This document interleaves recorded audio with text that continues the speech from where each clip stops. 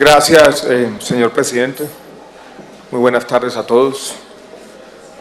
Muchas gracias, doctor Serpa, por este excelente debate, por darnos la oportunidad de hacer algunas precisiones, explicar algunas cosas. Déjeme decirle para comenzar que comparto el énfasis final de su intervención.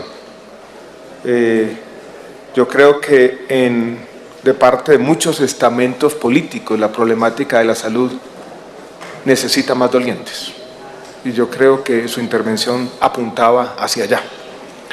Yo voy a organizar mi intervención en dos partes. Quiero primero hacer una, llamémosla de esta forma, la metáfora de pronto es reiterada, una anatomía de la crisis. Cuando hablamos de crisis de la salud, ¿de qué estamos hablando? Porque es necesario hacer algunas precisiones, porque cualquier juicio sobre las condiciones sociales tiene que tener en cuenta la heterogeneidad. La realidad social es abigarrada. Y una conclusión que puedo anticipar desde el comienzo es que el sistema de salud de Colombia no es el fracaso sin atenuantes que se presenta muchas veces en los medios de comunicación. Entonces quiero que nos pongamos de acuerdo sobre esa anatomía de la crisis. En la segunda parte quiero que auscultemos cuáles son las causas de esa problemática, porque creo que en el diagnóstico que estamos haciendo como sociedad, el que se repite a diario, es un diagnóstico que no ahonda sobre las causas subyacentes o primarias y se queda en las causas superficiales o muchas veces confunde los síntomas con las causas. Y después quiero presentarles las soluciones. Crisis, causas y soluciones. Lo que estamos pensando desde el gobierno. Reiterando que me parece buena la iniciativa del doctor Serpa, que más ojos miren esta problemática. Que concitemos todos los sectores de la sociedad, desde las universidades hasta los médicos, los hospitales, las clínicas y todo el mundo, para darnos luces en un problema complejo y un problema que no está circunscrito a la realidad colombiana. Está en crisis el sistema público inglés, canadiense, español, el sistema privado norteamericano, muchos de los sistemas de América Latina y demás. Quise preparar para la intervención de hoy una hojita que distribuí, está en el escritorio de todos los senadores y en algunos de los asistentes, que resume la parte final de mi intervención. Esto es el tema de las soluciones que estamos poniendo en práctica, implementando, sobre todo para afrontar una parte de la crisis, que es la crisis financiera, en la que usted, doctor Serpa, hizo también énfasis en la parte final de su intervención. Empecemos entonces con el diagnóstico. Ya lo han dicho algunos de ustedes, si uno asume una perspectiva de mediano plazo y primero nos centramos en los indicadores de salud pública, en la esperanza de vida, en la mortalidad infantil, en algunos de los indicadores como mortalidad materna y demás, lo que podemos apreciar de esa perspectiva panorámica es una mejoría sistemática en todos los indicadores trazadores, todos han mejorado. Y yo creo que eso también vale la pena tenerlo en cuenta en el debate. Centramos en algunos de ellos. Los niños en Colombia se morían hace unos años de enfermedades respiratorias agudas e infecciones respiratorias agudas, en parte como consecuencia del aumento de la cobertura y como consecuencia del aumento también de la cobertura de nuestro sistema de vacunación y de la introducción reciente de la vacuna contra el neumococo.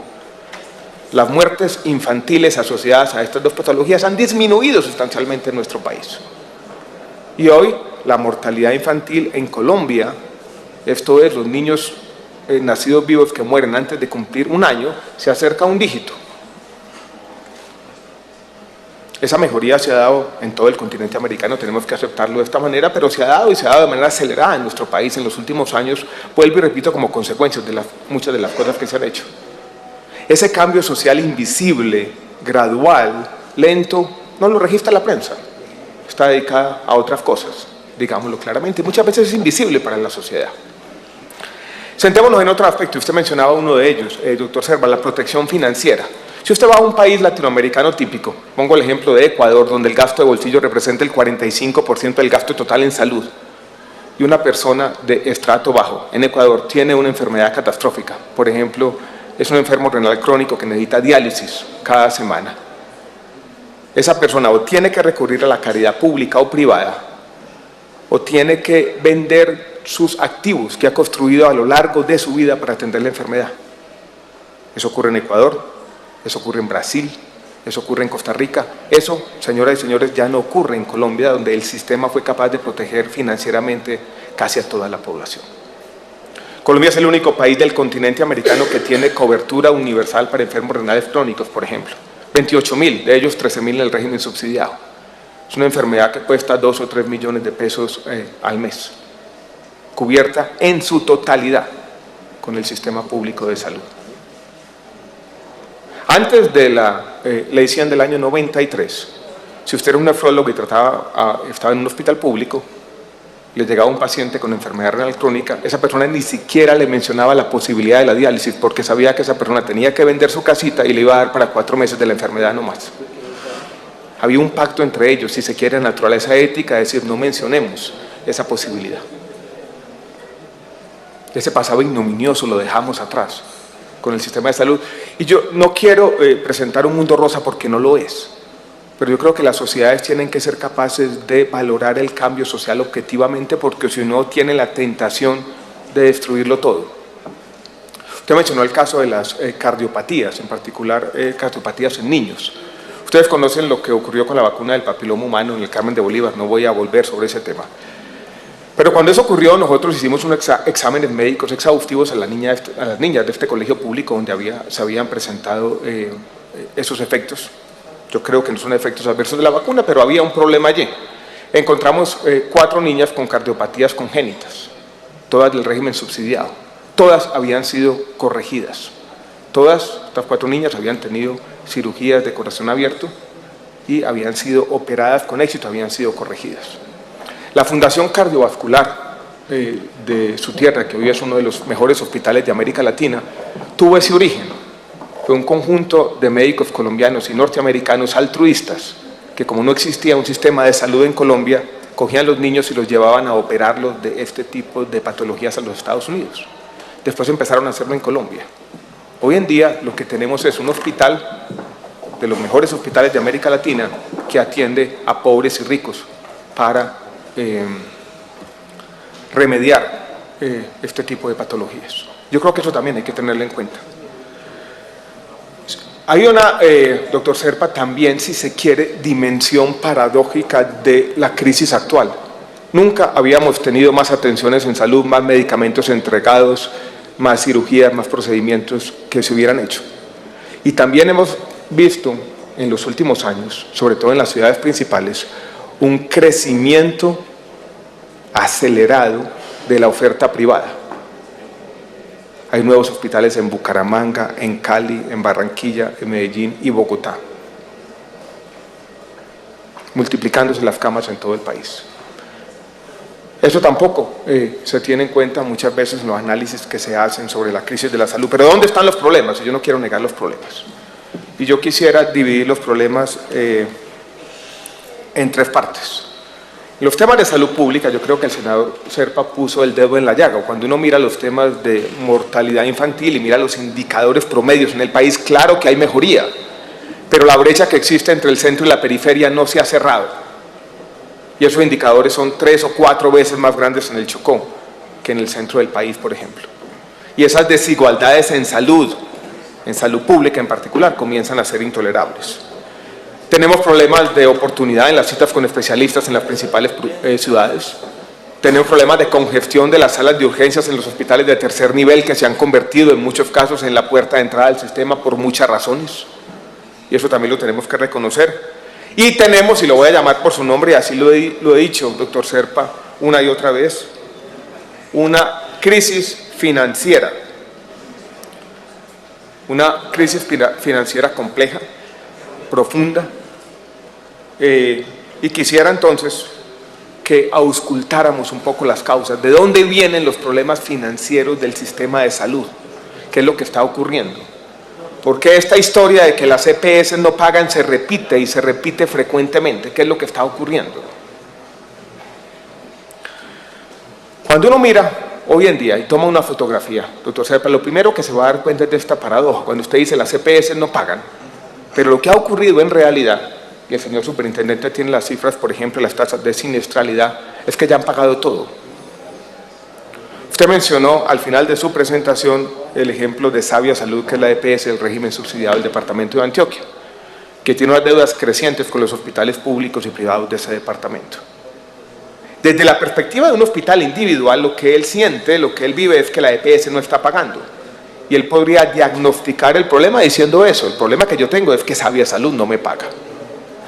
Pero uno tiene que trascender ese diagnóstico más estrecho y preguntarse por las causas subyacentes de ese problema. Ya la EPS Sabia Salud pagó todo, absolutamente todo, hasta el último peso. Peso que le entra, que le gira a la nación, es peso pagado a los hospitales. Esa plata se giró en su totalidad. Todos los recursos girados a la EPS Sabia Salud, y la misma historia podría contarse de muchas EPS, fueron girados en su totalidad a la red pública y privada del departamento de Antioquia. Si ponemos las cosas de esa manera, el problema comienza a ser otro. No es que las EPS no pagan. ¿Qué es lo que está ocurriendo?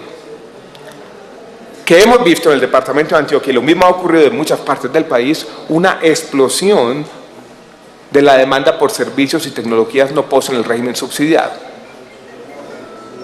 Ese crecimiento desbordó la capacidad fiscal del departamento de Antioquia, quien, según la ley 715 del año 2001, tiene la responsabilidad de pagar por esos servicios y tecnologías no POS, y que empezaba a hacer Sabia Salud. Pagaba esos servicios por fuera del plan obligatorio de salud, con la esperanza de que el departamento, quien tiene la responsabilidad última, le reembolsara lo que él pagó. El departamento de Antioquia no pudo pagar un peso.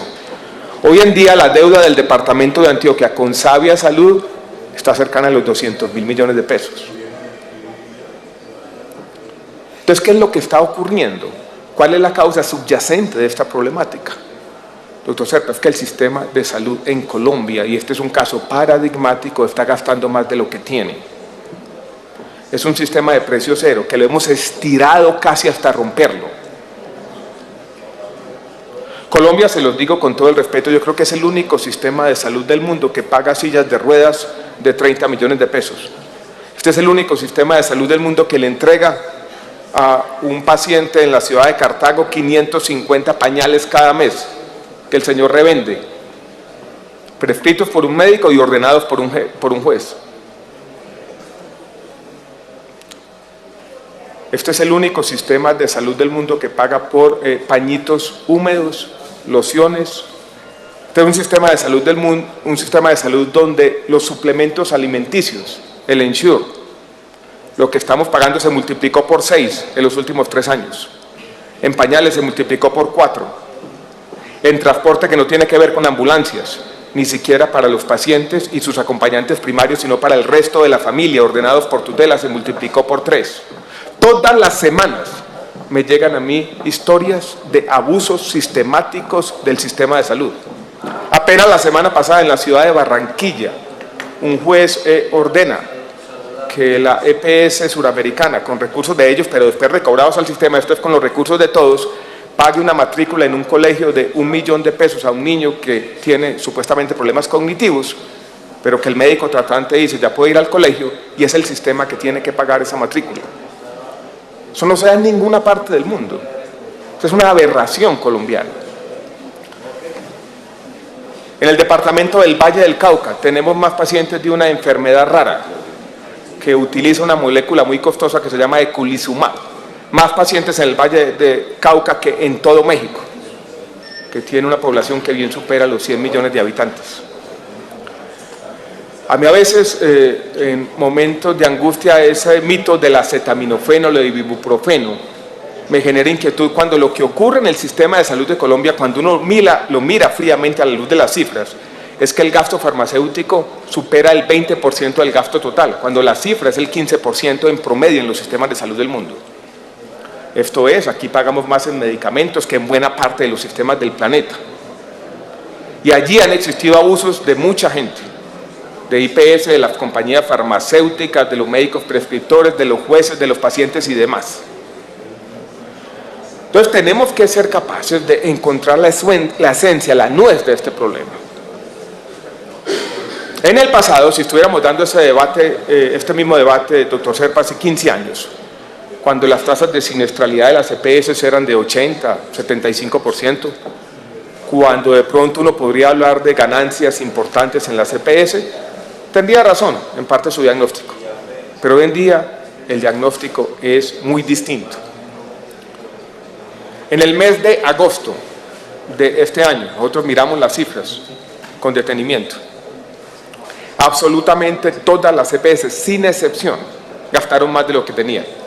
Esto de los recursos que fueron girados de la UPC fueron desbordados por los procedimientos, medicamentos y servicios pagados. Entonces yo creo que en el fondo el diagnóstico de la crisis financiera del sistema tiene que reconocer este hecho insoslayable, en mi opinión, de que el sistema de salud de Colombia es un sistema que está gastando más de lo que tiene. Y yo he tratado de articular algunas de las contradicciones inmanentes de nuestro sistema.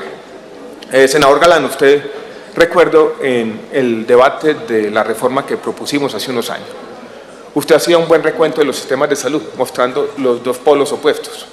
Un sistema público como el inglés y un sistema basado en el mercado como el norteamericano. Si ustedes miran el sistema inglés, que es un sistema público con un gasto de bolsillo muy bajo,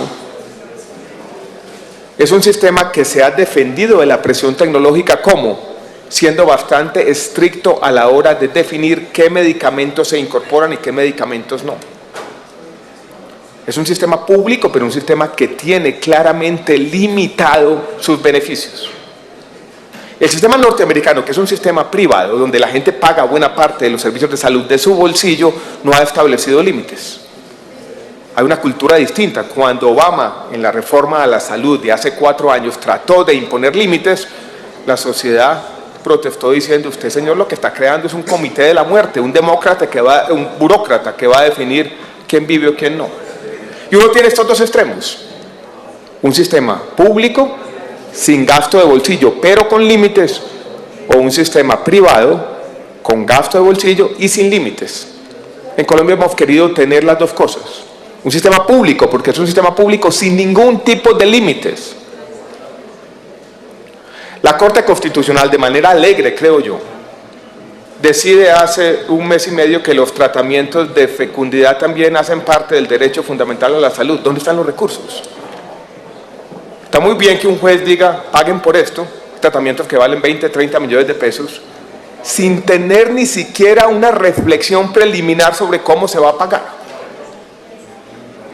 Hoy nos levantamos con una noticia, que la misma Corte Constitucional tutela el derecho a la salud de un paciente que dice que su EPS no le estaba dando el medicamento de marca, le estaba dando un genérico, con registro sanitario, con buenas prácticas de manufactura, con todas las condiciones de calidad, y para la Corte Constitucional el derecho fundamental a la salud es derecho a recibir un medicamento de marca que vale 3 o 4 o 5 o 6 veces más. Eso solo ocurre en Colombia. Así el sistema de salud, se los digo con toda sinceridad, no va a aguantar.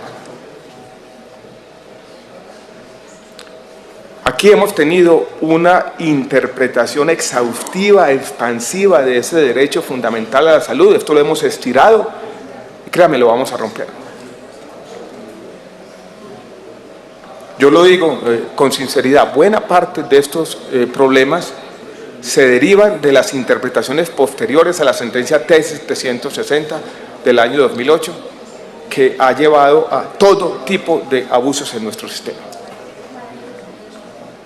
Entonces yo quisiera invitarlos, para ir resumiendo la parte del diagnóstico, a que trascendamos el diagnóstico superficial de que el único problema financiero de nuestro sistema de salud es que las EPS no pagan. Tenemos que cambiar eso por una pregunta distinta. Bueno, ¿y por qué es que las EPS no pagan?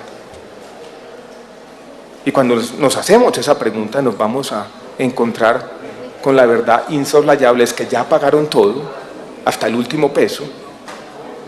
Ya el FOSIGA pagó todo. Cuando este tema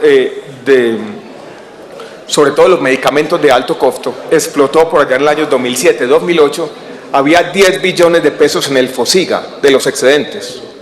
Con eso pudimos financiar la expansión del NOPOS, que se multiplicó por 5 del año 2006 al año 2010-2011. Pues la noticia que yo les... 5 minutos adicionales para el ministro. 10 minutos. Que los excedentes concedidos. del FOSIGA se acabaron, que los patrimonios de las EPS se vieron comprometidos, que los patrimonios de muchas cajas de compensación familiar se han visto comprometidos por este exceso de gasto y que hoy esta es la principal contingencia fiscal de departamentos como Antioquia, el Valle del Cauca, Santander o el distrito de Cartagena o en buena medida el distrito de Bogotá. Si no reconocemos esa realidad fiscal, creo que no vamos a resolver plenamente estos problemas. Quiero entrar a los temas de las soluciones. Y en los temas de las soluciones están resumidos en la hojita que les distribuí. Y hemos planteado las soluciones de dos maneras. El doctor Serpa decía que yo no había reconocido la crisis. Yo incluso, presidente, he hablado de dos crisis. De la crisis del pasado y de la crisis del futuro. Cuando hablo de la crisis del pasado, quiero referirme a los problemas financieros acumulados en el pasado. Esto es una crisis casi del libro de texto. ¿Cómo vamos a resolver las deudas que quedaron en el sistema? ¿Cómo vamos a recuperar los patrimonios? Y para eso, el Ministerio ha venido poniendo en práctica una estrategia que tiene 4 elementos principales. El primero yo lo llamo reglas claras, que la fija el decreto 2702 del año 2014, que plantea una ruta de recuperación patrimonial para el sector. Si este fuera un sector meramente público, la crisis financiera se resolvería con recursos del Tesoro Nacional. Y yo, si quisiera resolver la crisis, diría: ministro de Hacienda, póngame la plata. Pero a pesar de que el sistema es público en el financiamiento, tenemos unas empresas EPS que en parte resuelven el sistema. Y por lo tanto el sistema no puede resolverse solamente con recursos públicos, y necesitamos una estrategia similar, por ejemplo, a la que ha sido implementada para resolver las crisis bancarias. Entonces lo que uno hace, y lo que se hace en todas las crisis, es que plantea la ruta de recuperación patrimonial. Y esa ruta está dada en el decreto 2702 del año 2014. Pero muchos hospitales van a decir: ¿cómo así? ¿Tenemos que esperar 7 años o 10 años para que nos paguen? Como eso no es posible, entonces diseñamos en la mitad instrumentos de liquidez. Esa es la compra de cartera, esos son los créditos de tasa compensada de fin de TER, esos son los bonos convertibles en acciones que alimentaron a Café Salud y que pueden ahora ayudar a salvar a Sabia Salud. Son instrumentos financieros complementarios que nos compran tiempo mientras se da la recuperación de los patrimonios. Al mismo tiempo hemos traído recursos frescos. Por ejemplo, este Congreso aprobó 500.000 millones de pesos para ayudar a pagar las acreencias de Caprecon. Y al mismo tiempo, presidente, yo lo que he tratado en todos los escenarios es de generar confianza para que este problema se vaya resolviendo a la luz de percibir, digámoslo de esta forma, un futuro esperanzador que resuelve ese pasado problemático. Entonces, para la crisis del pasado tenemos una estrategia que en el fondo es la estrategia típica de resolver una crisis financiera, que siempre necesita confianza, reglas claras y liquidez. Y si se quiere tiempo, porque las crisis financieras no se resuelven de la noche a la mañana. Para el futuro lo que hemos dicho es que el sistema tiene que recobrar la coherencia.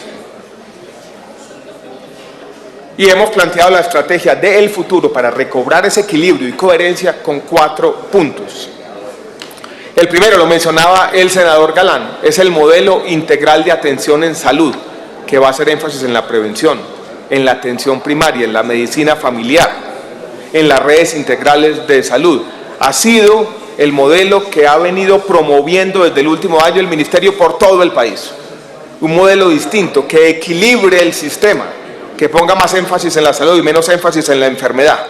Ese es el primer elemento, el modelo integral de atención en salud. El segundo...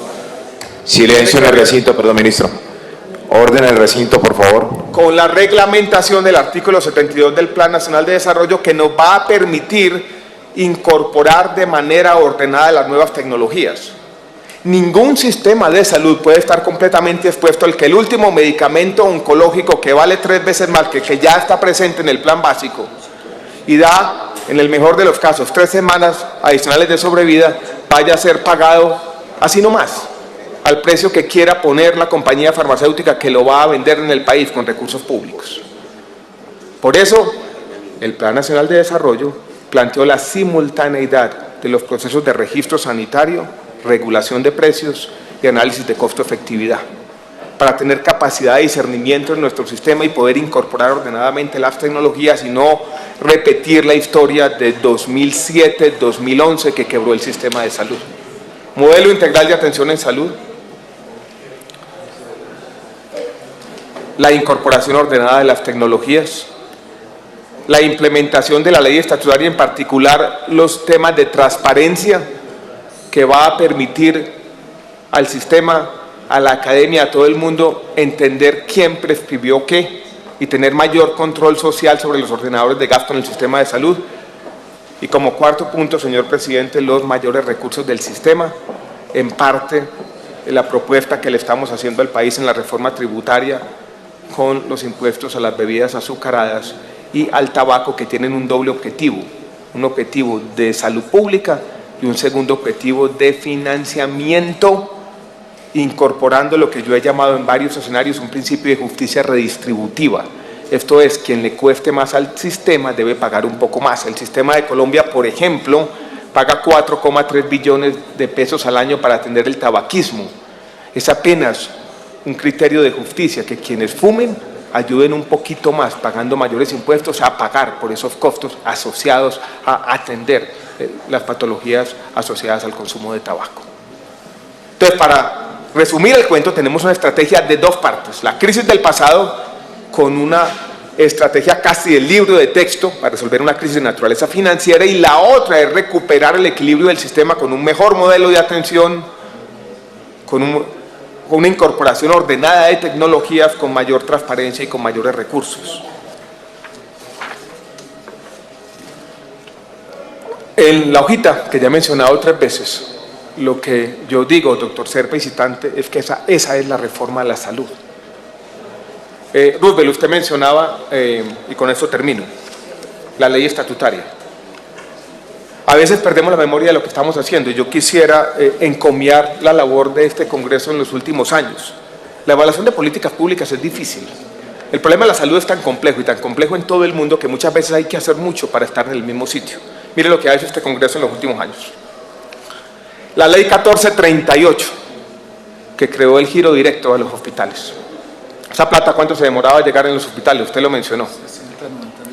Hoy llegan los primeros 5 días del mes. ¿Qué sería de la suerte de los hospitales públicos sin la ley 1438? Ni siquiera nos podemos imaginar.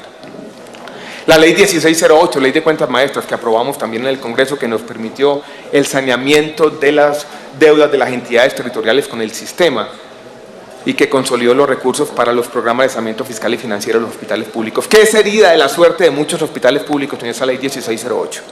La ley estatutaria, ley 1751, que yo quisiera presentarla como una ley de coherencia, que incorporó los elementos principales de la jurisprudencia de la Corte Constitucional en nuestro sistema. Antes de la ley estatutaria, la jurisprudencia de la Corte iba por un lado, las leyes del sistema por el otro. La ley 1753, o ley del Plan Nacional de Desarrollo, que fortaleció nuestra política farmacéutica. Y más recientemente la ley 1797, que es otra ley de saneamiento fiscal y financiero, donde entre otras cosas hicimos los cambios al nombramiento de los gerentes de los hospitales. Es difícil evaluar estos sistemas. Alguien cínicamente tal vez podría decir, han hecho mucho, ¿de dónde están los resultados? Yo quiero que evaluemos estas políticas públicas teniendo el contrafactual en mente, Roosevelt, doctor Serpa. ¿Qué sería hoy de nuestro sistema si no hubiéramos hecho lo que hicimos? No estaríamos aquí dando este debate. Tendríamos un problema de otra naturaleza. Un minuto adicional para el ministro Gaviria. Y yo lo que quiero plantearle a los senadores y al país, si se quiere, es que la verdadera reforma a la salud es seguir adelante con esta estrategia que yo llamo de reformismo democrático, paso a paso, implementando lo que nos hemos propuesto, buscando estos resquicios de posibilismo, sin caer en la desesperanza, y tratar entre todos, porque este es un problema de todos, buscando soluciones para nuestro sistema de salud. Ojalá, doctor Serpa, y podemos trabajar en la implementación de esa comisión. Yo creo que mientras más llevemos este debate a todos los estamentos del país, mientras más pedagogía hagamos, mientras podemos entre todos hacer este ejercicio de conocer las causas profundas y hacer una evaluación objetiva de las soluciones, el país se va a ver beneficiado. Gracias, presidente, gracias por la paciencia y muchas gracias, doctor Serpa.